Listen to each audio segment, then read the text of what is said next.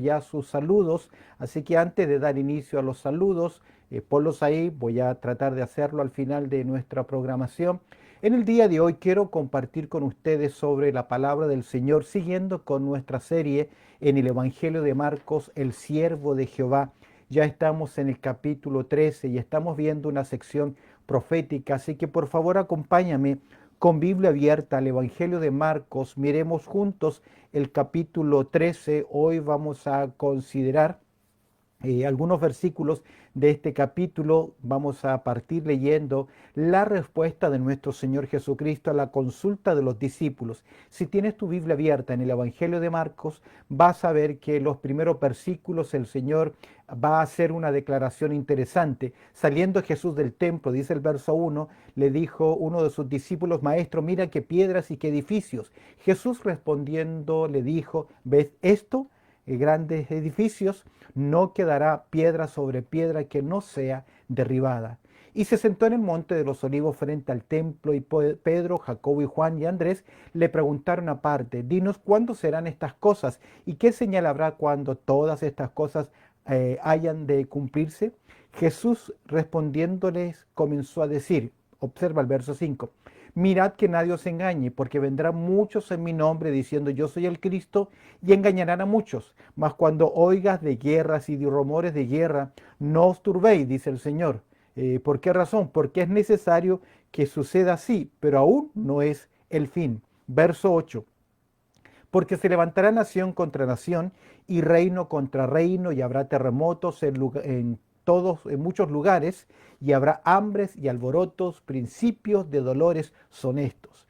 Pero mirad por vosotros mismos, porque os entregarán a los concilios, y en las sinagogas os azotarán, y delante de gobernadores y de reyes os llevarán por causa de mí, para testimonio a ellos. Y es necesario que el evangelio sea predicado antes a todas las naciones. Pero cuando os trajeren para entregaros, no os preocupéis por lo que habéis de decir, ni lo penséis, sino que os fuere dado en aquella hora, eso hablad, porque no sois vosotros los que habláis, sino el Espíritu Santo. Y el hermano entregará la muerte al hermano, y el padre al hijo, y se levantarán los hijos contra los padres y los matarán. Y seréis aborrecidos de todos por causa de mi nombre, mas el que perseverare hasta el fin, éste será salvo. Hasta aquí la lectura de la palabra del Señor, y hoy vamos a considerar juntos la porción o la segunda parte del tema, el contenido del discurso profético del siervo de Jehová. Al mirar el capítulo 13 del Evangelio de Marcos, los paralelos son en los sinópticos, es Mateo capítulo 24, 25, y Lucas en el capítulo 21. El Evangelio de Juan no toma este sermón, esta enseñanza, ya que Juan se va a centrar en la conversación más privada y personal que nuestro Señor Jesucristo va a tener con sus discípulos. Y en cierta forma esta es una respuesta a la pregunta de los discípulos con respecto a la destrucción del templo y su manifestación como Mesías, como rey a la nación de Israel. Al considerar los 37 versículos del capítulo 13 de Marcos, podemos ver que los versículos 5 al 23, nuestro Señor Jesucristo va a hablar de señales previas a su venida. Previas a su venida incluye también lo que ocurrió en el año 70 con la destrucción del templo. Luego, verso 24 al 32, cuando lleguemos a considerar esa porción, veremos señales que acompañan su segunda venida, su retorno visible a esta tierra.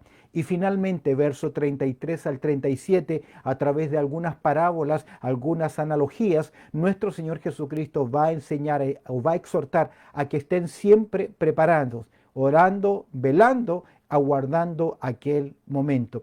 Este pasaje que el Señor Jesús describe es un pasaje profético y que habla de las características del tiempo, lo que ocurrirá previo a su venida. Algunos comentaristas ven lo que ocurre entre su primera y su segunda venida. Sin duda alguna, gran parte de lo que vamos a ver es un acontecer desde el mismo momento en que el Señor lo profetizó. Pero creemos que mientras nos acercamos al fin de la historia humana, y el Señor va a repetir por lo menos 2 veces en esta porción el término fin, que habla de los tiempos finales, vamos a ver cómo estas señales se acrecentan aún más. ¿Cuáles fueron las señales que Jesús dio a sus discípulos acerca de su segunda venida a esta tierra?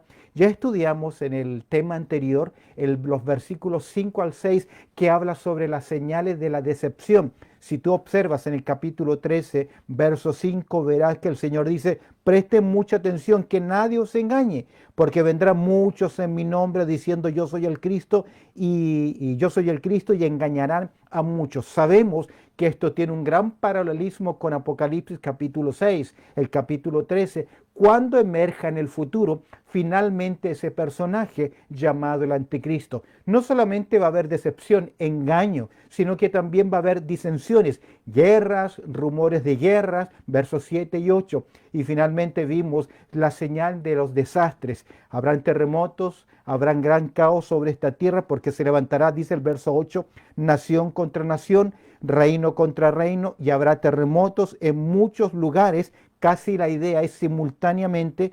Con los terremotos, con los caos, se produce hambre y alborotos, y el Señor Jesucristo dice que esto será solamente principio de dolores.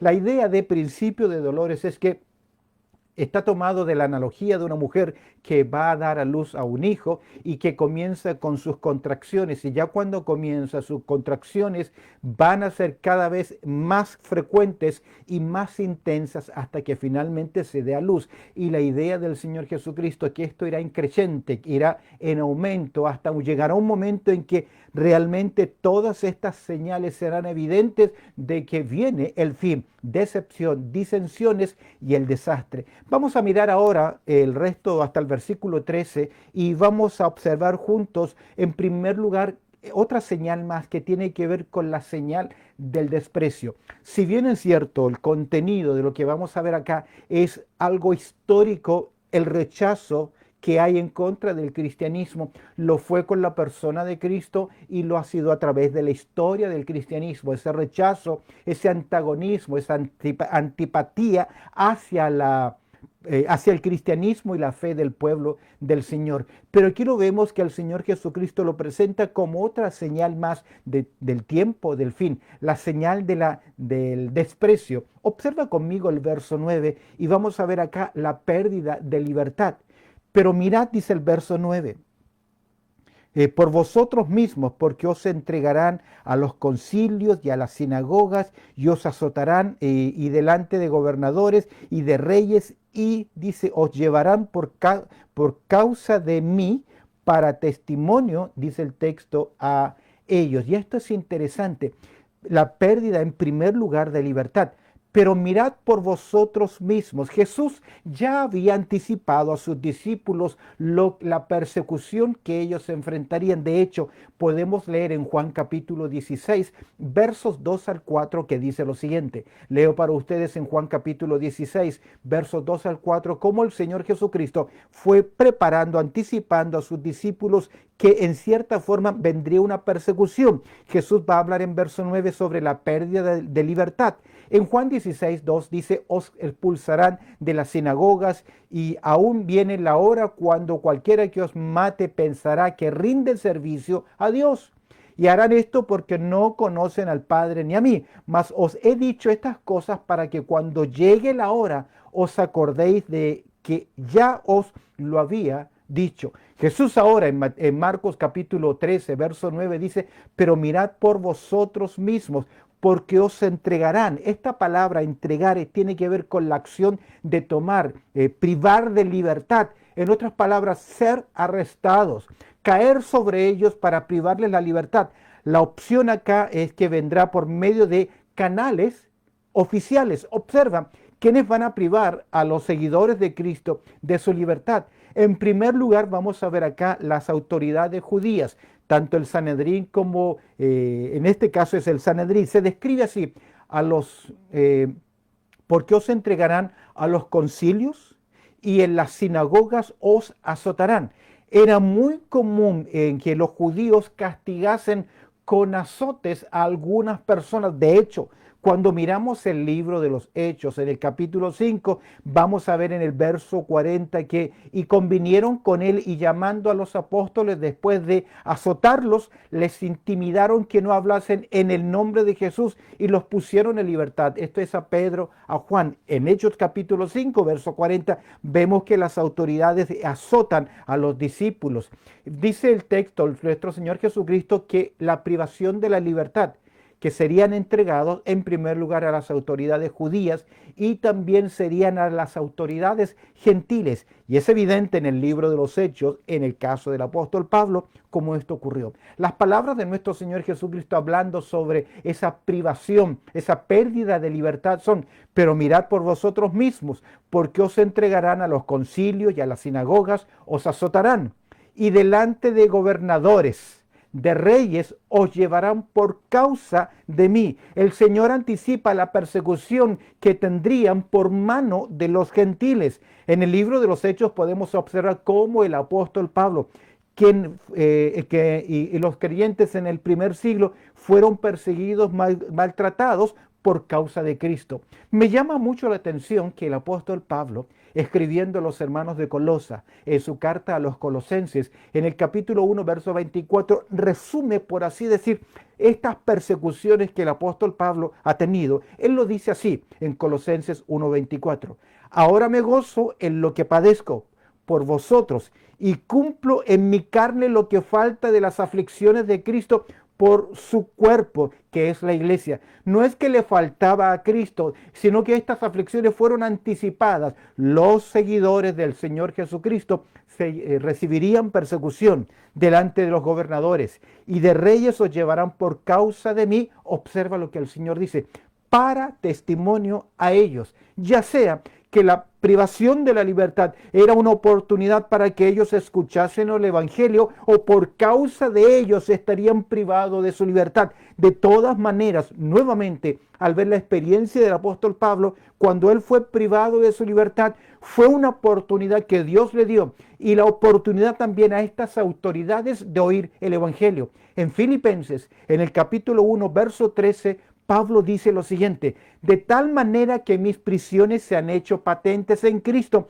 en todo el pretorio y a todos los demás. Es decir, al haber privado de libertad al apóstol Pablo, estar reo, cautivo allá en Roma, privado de su libertad, esperando una sentencia final, tuvo la oportunidad de predicarles el evangelio para testimonio de ellos. Vemos en primer lugar acá, o sería en cuarto lugar, la señal del desprecio, la pérdida de libertad. Quiero que saltes conmigo al versículo 11 y mira lo que dice: pero cuando os trajeren para entregaros, no os preocupéis. Mira el consejo del Señor: no os preocupéis por lo que habéis de decir, ni lo penséis, ni penséis, sino lo que os fuere dado en aquella hora, eso hablad, porque no sois vosotros los que habláis, sino el Espíritu Santo. El Señor aquí está prometiendo no solamente la pérdida de libertad, sino que encontramos la promesa de tener palabra y también fortaleza obrado por el Espíritu Santo en la vida de los discípulos. El Señor promete que los creyentes perseguidos, al ser juzgados, recibirían ayuda divina para su defensa. El Espíritu Santo les daría palabras exactas para decir en el momento oportuno y el valor necesario para enfrentar esta situación. Sin duda alguna, a través de la historia del cristianismo, vemos esa fortaleza de parte de Dios para sus siervos. De hecho, los primeros 3 siglos de la era cristiana fue una persecución tremenda. En los libros de historia del cristianismo se señalan 10 persecuciones que recibieron los hermanos, y cada vez que se asesinaba a un creyente, Dios levantaba a otro. Es por eso que Justino Mártir dijo lo siguiente: la sangre de los mártires es la semilla de la iglesia, porque lejos de los discípulos de sentir temor, con más denuedo, con más confianza, daban testimonio y se convirtieron en lo que el Señor Jesucristo dijo: me seréis testigos. Y el término testigo es mártir, que está dispuesto a dar un testimonio a pesar de su propia sangre. Sin duda alguna, a través de la historia vemos esta fortaleza de parte del Señor. Ahora, recuerda que estamos en un escenario profético. Esto ocurrirá también, esta persecución, esta entrega, esta privación de libertad, ocurrirá en el futuro a los siervos del Señor. Quiero hacer acá, y sígueme en esta idea, una salvedad o una aclaración. Vemos acá que el Espíritu Santo, que el Señor le dice, no se preocupen lo que van a decir, el Señor va a poner palabras en sus bocas, no piensen en lo que van a decir. Entiendo que tiene que ver con fortaleza, con gracia y con palabra del Señor en el momento de la situación difícil. Recuerdo cuando comenzaba en mi vida cristiana, en mi primer año de conversión, cuando salía a las calles a predicar la palabra del Señor. En aquel tiempo le llamaban punto de predicación, y comencé a predicar en las calles lunes, martes, miércoles, jueves, las oportunidades que tenía con un grupo de hermanos. Y uno de los hermanos mayores se me acercó y me dijo, hermanito joven o hermanito Andrés, quiero darle un consejo. Y me citó Lucas capítulo 12, versículo 12. Lucas capítulo 12, versículo 12 dice algo muy paralelo a lo que Jesús está enseñándole acá a sus discípulos. Lucas 12, 12 dice lo siguiente, porque el Espíritu Santo os enseñará en la misma hora lo que debáis decir. Y luego el comentario de este hermano hacia mi persona fue cuando yo tenía ahí 16, 17 años, me dijo lo siguiente, cuando usted vaya a predicar, no piense, no prepare, no estudie para predicar.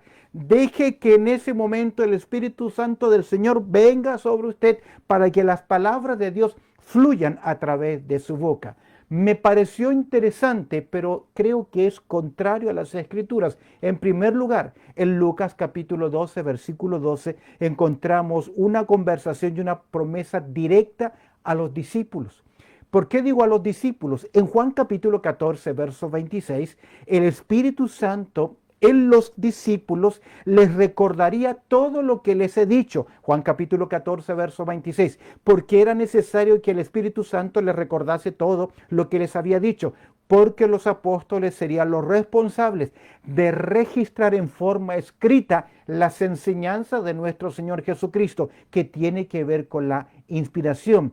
No es una excusa tampoco para la falta de preparación o compartir la palabra, pero creo que en primer lugar, en el contexto y en ese consejo que me dio este hermano, tiene que ver con los apóstoles. Ahora, sí, el predicador debe depender del poder del Espíritu Santo, pero tiene un gran deber y una gran responsabilidad, predicar en el Espíritu. Y predicar en el Espíritu no tiene que ver con emociones, con grito, con tocar las emociones. Tiene que ver con la enseñanza profunda de la palabra de Dios llevada a la práctica en el día de hoy. Con respecto a las señales del desprecio, la pérdida de libertad, la promesa que vemos acá de palabra y de fortaleza del Espíritu Santo, quiero que observes ahora el versículo 13, la primera parte, y quiero que mires acá la predisposición general, la actitud que habrá, que ha habido, que hubo en el tiempo pasado con el cristianismo y que habrá en el futuro en contra de los predicadores de la palabra de Dios.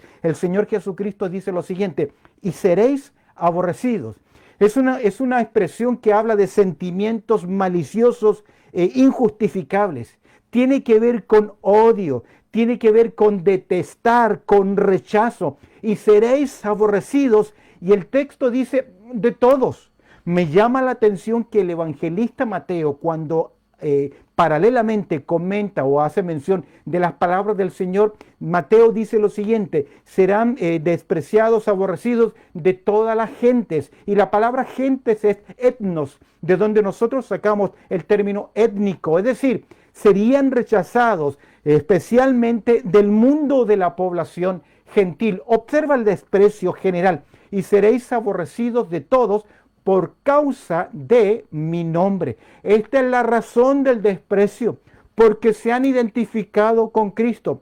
Este fue precisamente lo que Jesús dice a sus discípulos. Y el mundo le dice, y el mundo los aborreció, porque no son del mundo. En Juan capítulo 17, verso 14, Jesús ora por sus discípulos, ora por el pueblo del Señor, porque serían aborrecidos por el mundo, porque no son del mundo. Y en Juan capítulo 15, verso 18, Jesús dijo lo siguiente, si el mundo os aborrece, sabed que a mí me aborreció antes que a vosotros. Vemos acá que esa ha sido la característica en el tiempo de la historia del cristianismo. Rechazo antagónico, injusto, persecución en contra del pueblo del Señor. Y al acercarnos al futuro, nuestro Señor Jesucristo nos dice que eso va a ir en aumento. No simplemente la pérdida de libertad, la promesa que vemos ahí de fortaleza y de palabra de parte del Señor, la predisposición, la actitud general de todas las gentes recibirían rechazo,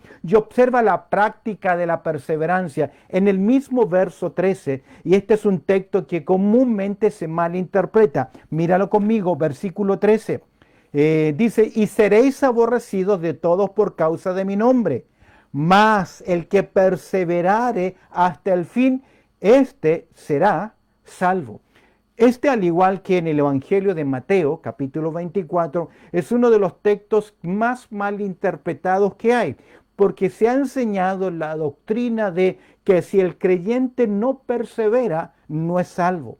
Aquí hay que entenderlo primero en su contexto, en segundo lugar, a través de la verdad teológica. A través de la verdad teológica no hay nada que usted y que yo podamos hacer para ganar el favor divino, para ganar la salvación. La salvación no se obtiene por ganancia o por obras. La salvación es un regalo de Dios. Esa es la verdad teológica. En segundo lugar, si Dios me da la salvación, si Dios dice que el que comenzó en vosotros la buena obra la va a perfeccionar, si Dios dice en su palabra que usted y yo, los creyentes, fuimos conocidos y predestinados, si la Biblia dice que estamos seguros en las manos del Señor, es imposible que un creyente se pierda, que un verdadero creyente, un hijo de Dios se pierda. Es imposible. En primer lugar está la verdad teológica que corre a la luz de la palabra del Señor. Si no hay nada que nosotros podamos hacer para ganar la salvación, tampoco hay nada que podamos hacer para perderla, porque es un regalo de Dios y es promesa de Dios. Y si el hombre la perdiese, sería un fracaso. Otra cosa, la seguridad de salvación no descansa en nosotros. Si descansara en usted, si descansara en mí, hace rato ya que la hubiésemos perdido. Pero Pablo dice que en esa gracia estamos firmes. Ahora, más el que perseverare hasta el fin, al mirar el contexto de muerte, de destrucción que el apóstol Pablo viene señalando, la señal del desprecio, la pérdida de libertad, la predisposición general al rechazo, es evidente y en especial en el tiempo futuro, durante el tiempo de la tribulación, que los que se conviertan en aquel tiempo tendrán que, por así decir, pagar su salvación. No es correcta la expresión, pero en cierta forma tendrán que pagar el precio de que son hijos de Dios por medio de la muerte, ya que, como tú sabes, vendrá un tiempo en la tribulación donde los creyentes serán perseguidos, donde se establecerá un sistema de identificación mundial y una adoración a la primera bestia, a lo anticristo, y el que no lo haga va a ser perseguido a muerte. Muchos de estos hermanos creyentes que se conviertan en el tiempo de futuro tendrán que evidenciar su salvación por medio de la muerte, mas el que perseverare hasta el fin, este será salvo. Otra cosa importante, otra verdad teológica, creo, mis queridos, que el genuino creyente, no el simpatizante, no aquel que está convencido, conmovido, sino aquel que realmente se ha convertido al cristianismo, una de las características importantes es que el creyente fiel persevera en el tiempo, porque va creciendo en su salvación. Mira su salvación, como dice Pablo en Filipenses capítulo 1, verso 12, con temor y temblor, y crece en ella, vive en ella y siente temor y busca la forma de santificarse. ¿Cómo? No es que nos santificamos, buscando, haciendo la voluntad de Dios. En otras palabras, el creyente genuino persevera. Juan lo dice, estaban con nosotros, pero no eran de nosotros, porque si hubiesen sido de nosotros, hubiesen permanecido. El verdadero creyente persevera en el tiempo, evidenciando su salvación. No somos salvos por perseverar, perseveramos porque somos salvos. Pero si lo miro un poco en el contexto profético, esta porción nos lleva hacia el futuro. De hecho, Si el texto es escatológico, sabemos que lo es porque el comentario del Señor Jesucristo, si estás en Marcos capítulo 13, observa el verso 20. Y si el Señor no hubiese acortado aquellos días, es una profecía futurista, es una profecía donde el Señor está hablando, es profecía escatológica.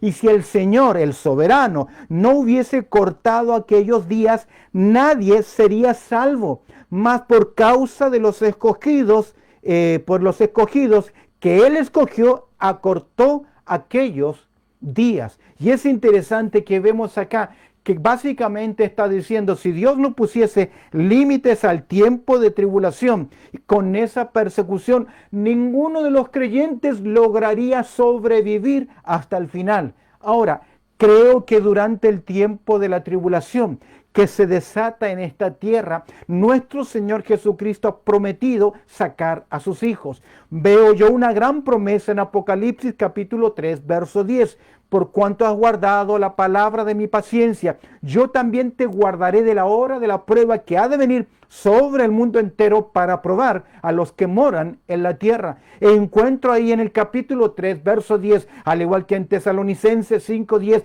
que el Señor promete librarnos de la ira a los creyentes. Creo que es la iglesia, y creo que la iglesia será arrebatada, será sacada del escenario terrenal antes que se dé inicio al día de Jehová, antes que llegue el día del Señor, antes que comience el tiempo de la tribulación. Dios sacará a la iglesia de esta tierra.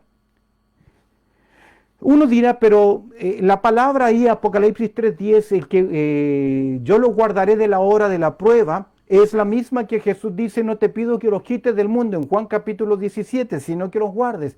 En español suena lo mismo, pero el texto griego en Apocalipsis capítulo 3, verso 10, utiliza un prefijo, una expresión ex, que significa sacar de medio de. Eso es Apocalipsis 3:10.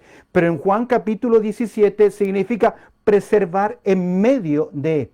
No se está hablando de la salvación. Y yo creo que acá, que el que perseverare hasta el fin, este será salvo. Tiendo a ver que ese salvar, más que salvación del alma, significa salvación de la vida, sobrevivir a aquel tiempo de tribulación sobre esta tierra.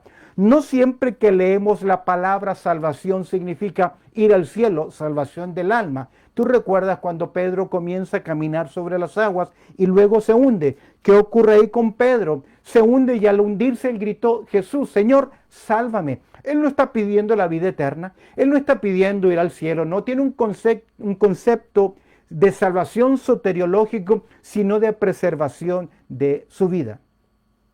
Si bien esta sección puede ser aplicada a cualquier periodo del testimonio cristiano, incluyendo la presente, cuando vamos al libro de Apocalipsis, y recuerda que este sermón del monte de los olivos, que es escatológico, que es futurista, en cierta forma Jesús resume Apocalipsis capítulo 6 hasta el capítulo 19. Y si yo me voy a Apocalipsis capítulo 6 y leo en verso 9 al 11, veo algo que ocurre con un grupo de escogidos. Mira conmigo Apocalipsis capítulo 6, verso 9. Cuando abrió el quinto sello, vi bajo el altar las almas de los que habían sido muertos por causa de la palabra de Dios y por el testimonio que tenían.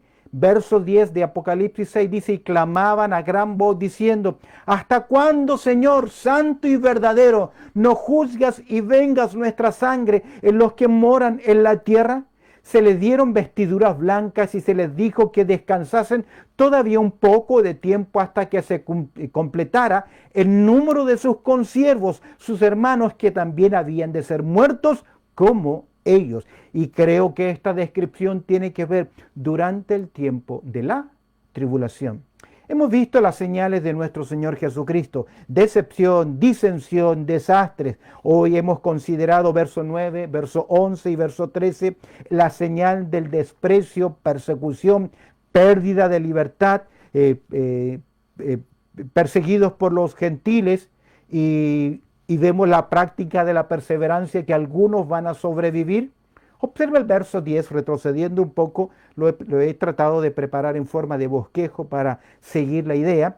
En una señal más, sería la quinta señal, vemos acá algo interesante, la señal de la difusión. Y por difusión me refiero proclama, anuncio, predicación. Observa conmigo el verso 10, lo leo primero y luego lo comentamos. Versículo 10 de Marcos capítulo 13. Y es necesario que el evangelio sea predicado ante a todas las naciones. Quiero leer para ustedes cómo lo describe nuestro Señor Jesucristo. Dice nuestro Señor Jesucristo que será predicado el evangelio, dice el Mateo capítulo 24, verso 14, y será predicado este evangelio del reino en todo el mundo para testimonio a todas las naciones, y entonces vendrá el fin. Con eso en mente y con estos dos versículos, observemos la señal de la difusión. Creo que aquí habrá, y en el futuro habrá, una cruzada evangelística cual nunca antes la hubo ni la habrá. ¿Por qué razón? Si bien es cierto, en los últimos años, uno de los grandes evangelistas fue el gran predicador, ahora me escapa su Billy Graham, tremendo predicador. Creo que él es uno de los que ha predicado y ha alcanzado a muchas personas. Vendrá en esta tierra una cruzada mundial. Observa las palabras de nuestro Señor Jesucristo ahí en Marcos capítulo 13, verso 10. Y es necesario. Esta es una necesidad divina, no en el sentido que Él la necesita, sino que en razón del cumplimiento de los planes y de los propósitos de Dios.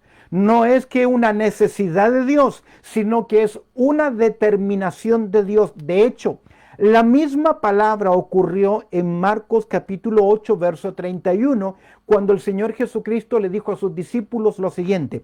Compara la expresión es necesario. En Marcos capítulo 8, verso 31 dice, y comenzó a enseñarles que le era necesario al Hijo del Hombre padecer mucho, ser desechado por los ancianos, por los principales sacerdotes y por los escribas, y ser muerto y resucitar después de 3 días. Ahora entendemos la expresión necesario.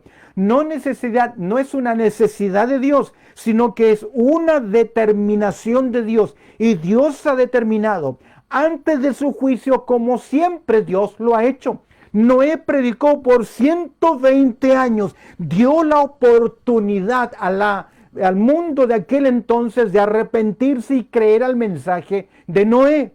En la historia de la nación de Israel, antes que viniesen los juicios, Dios primero les advirtió, les dio testimonio, les dio su palabra. Aquí vemos que Dios nuevamente lo va a hacer con el mundo entero, la señal de la difusión, de la comunicación, de la predicación. La necesidad en el contexto es la difusión masiva del evangelio para que llegue el fin. Es lo que dice Mateo. Y será predicado este evangelio del reino para testimonio a todas las naciones. Y entonces, y solo entonces, vendrá el fin. Mira Marcos capítulo 13, verso 10. Es necesario que el evangelio sea proclamado, que el evangelio sea anunciado. Y Mateo dice, y entonces vendrá el fin. ¿Qué fin? ¿A qué fin se refiere? Al final de la historia como nosotros la conocemos, al retorno visible de Cristo a esta tierra y establezca el nuevo hombre. Nuevamente en Marcos capítulo 13, verso 10. Y es necesario que el evangelio sea predicado antes a todas las naciones. Me llama mucho la atención nuevamente la palabrita antes, que significa, en la palabra original significa primero. Quiero leerles la versión de las Américas en el capítulo verso 10 de Marcos 13. La versión de las Américas dice lo siguiente, cito: pero primero el evangelio debe ser predicado a todas las naciones. Mira qué interesante. Antes o primero a todas las naciones. Y la pregunta que debemos hacernos es ¿por qué es primero? ¿Por qué es antes? ¿Antes de qué? ¿O primero de qué? Ya Mateo capítulo 24, verso 14 lo ha dicho, antes que venga el fin. Ahora, retrocedamos en nuestro texto. En Marcos lo vemos esa expresión al fin. o hasta el fin. Observa el verso 7 de Marcos capítulo 13. Mas cuando oigas de guerras y de rumores de guerra, no os turbéis, porque es necesario que suceda así. Y mira las palabras del Señor, verso 7. Pero aún no es el fin. Observa el verso 13. Y seréis aborrecidos de todo por causa de mi nombre, mas el que perseverare, ¿dónde? Hasta el fin, este será salvo. En otras palabras, Dios les está dando la última oportunidad al mundo en el futuro para que se arrepienta. Y esa predicación masiva, esa evangelización masiva, Marcos dice, a todas las naciones.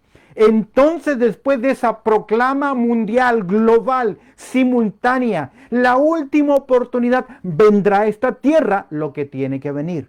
Ahora, si comparamos esta declaración con el argumento completo del libro de Apocalipsis, en el Apocalipsis encontramos tres diferentes predicadores y voceros de Dios que se levantarán en medio de ese tiempo de tribulación. Los primeros de ellos son los 144,000 judíos. Hace un tiempo atrás predicaba sobre esta porción y alguien me escribió, ¿de dónde sacas tú que van a ser pregoneros? Si tú sigues leyendo en Apocalipsis capítulo 7, cuando se describe los separados, los sellados, los 144,000 judíos, luego vemos una gran multitud que se convierten y la lógica del texto nos hace ver que se convierte en producto del testimonio de estos 144,000 que en forma soberana Dios va a sellar, Dios va a separar, Dios va a apartar. Los vemos en el capítulo 7 de Apocalipsis y los vemos también en el capítulo 14. Ahora, hay otro grupo de predicadores, otro grupo de predicadores que llevará la palabra durante este tiempo. No solo son los 144,000, Apocalipsis 7 y Apocalipsis 14. Si tú miras en Apocalipsis capítulo 11, en Jerusalén, alrededor del templo, Dios va a levantar también a 2 testigos y estos 2 testigos predicarán como profetas de Dios, como lo hizo Moisés, como lo hizo el profeta Elías.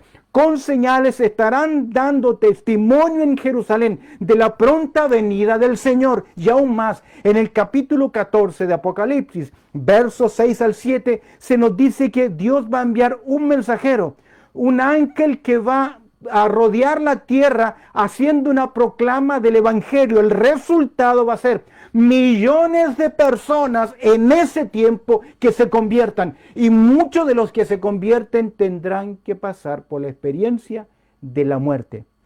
Ahora, esa es la gran campaña masiva. Es por eso que veo acá una señal más, una quinta señal, la señal de la comunicación, de la difusión, del mensaje, del emitir el evangelio. Y esto me lleva hoy al presente.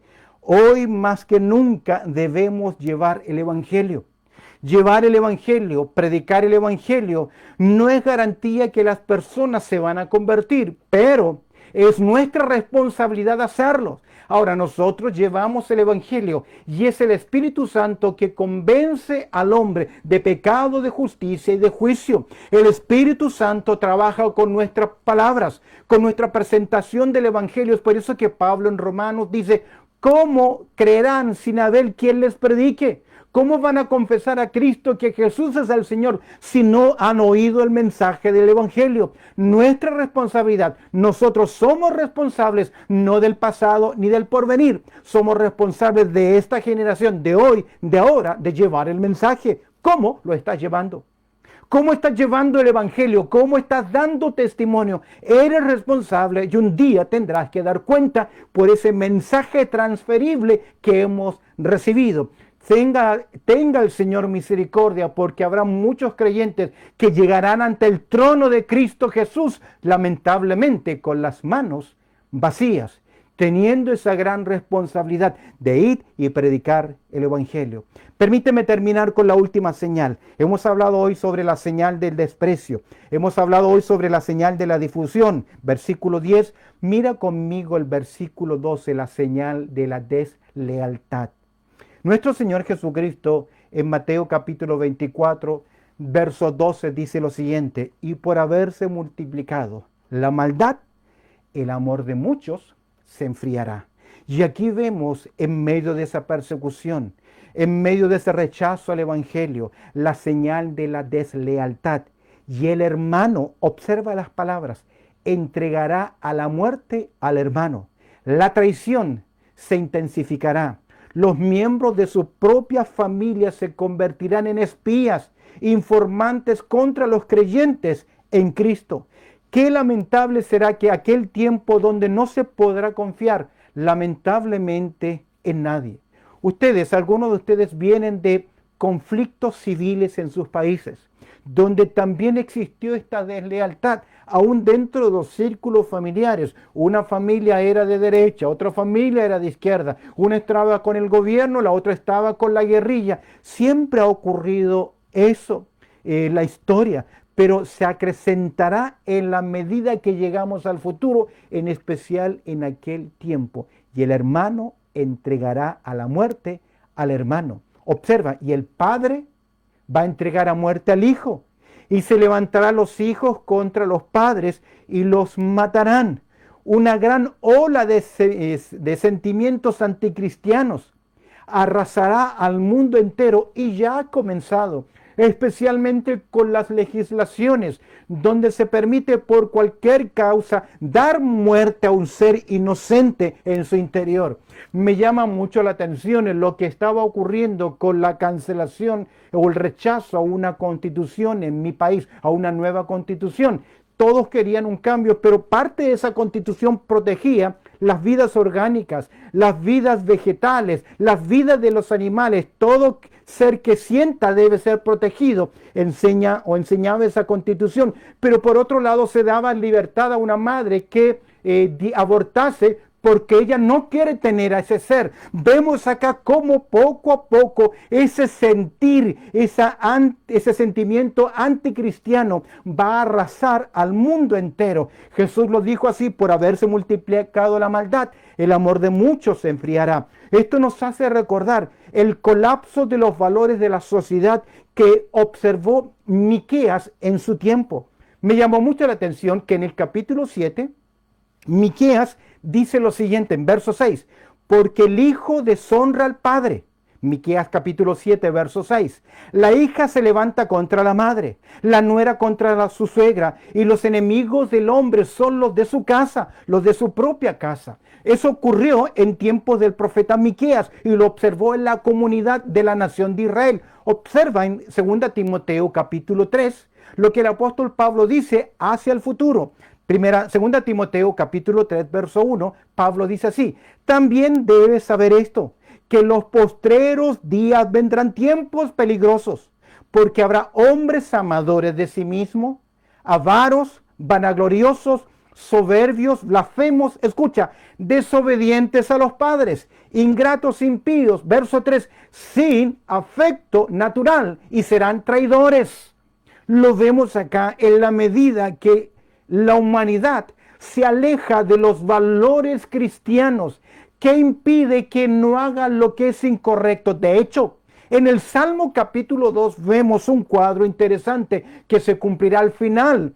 Cuando en el retorno de Cristo se unirán las naciones, los reyes consultarán unidos y van a decir: queremos romper nuestras ligaduras con Dios, no queremos tener una moralidad que se nos imponga, rompemos todo lo que tiene que ver con Dios. Escúchame bien, si Dios permitiese eso hoy, ahora, esta tierra sería un desastre. ¿Por qué no lo es? Porque hay al presente quien lo detiene. Interesante.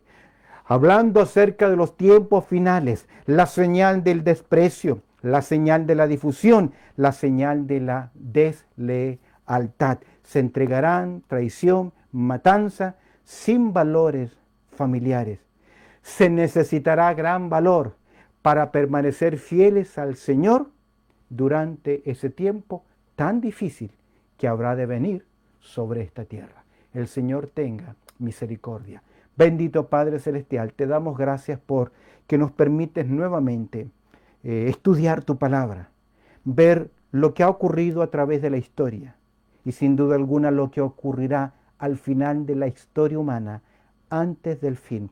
Te damos gracias, buen Dios, porque tenemos palabra de promesa y nos aferramos a ella, que antes que comience ese tiempo de tribulación descrito por nuestro Señor Jesucristo y narrado por Juan en Apocalipsis, tú nos has prometido librarnos de esa hora de la prueba. Te doy gracias, Señor, por este tiempo. Pido que lo que hoy hemos considerado pueda ser claro y entendible para mis hermanos y decir gracias porque tenemos una salvación tan grande. A ti, buen Dios, sea la gloria y también a nuestro Señor Jesucristo. Pues oramos a través de ese precioso nombre de Cristo Jesús. Amén y amén.